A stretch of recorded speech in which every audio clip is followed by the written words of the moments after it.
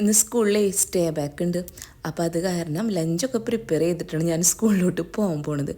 പെട്ടെന്ന് ഉണ്ടാക്കിയൊരു ബിരിയാണിയുടെ റെസിപ്പി പറഞ്ഞുതരാം കേട്ടോ. ഞാൻ കൈമ റൈസാണ് എടുത്തേക്കണം. ഞാൻ ഉണ്ടാക്കാൻ പോണ ബിരിയാണിയുടെ പേരാണ് പച്ച ബിരിയാണി.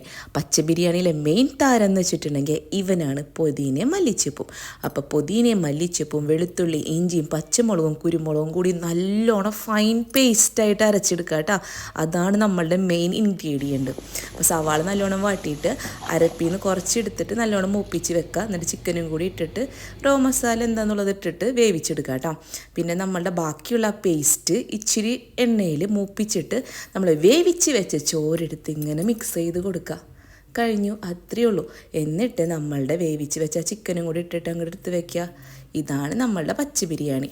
അപ്പോൾ നല്ല ടേസ്റ്റാണ്. നമ്മളെ സാധാരണ ബിരിയാണിയല്ല, വേറൊരു ലെവൽ കിട്ടും കേട്ടോ. അപ്പോൾ എല്ലാവരും ഒന്ന് ട്രൈ ചെയ്ത് നോക്കണേ. അങ്ങനെ സ്കൂളിലെത്തി. പിന്നെയുണ്ടല്ലോ സമ്മതിന് ഇന്ന് അസംബ്ലി ഉണ്ടായിരുന്നു. അസംബ്ലിയുടെ പ്രാക്ടീസിന് അവിടെ നടന്നുകൊണ്ടിരിക്കുകയാണ്. അങ്ങനെ ഞാൻ ഉണ്ടാക്കിയ പച്ച ബിരിയാണി എൻ്റെ ഫ്രണ്ട്സിന് കൊണ്ടു കൊടുത്തിട്ടാണ്.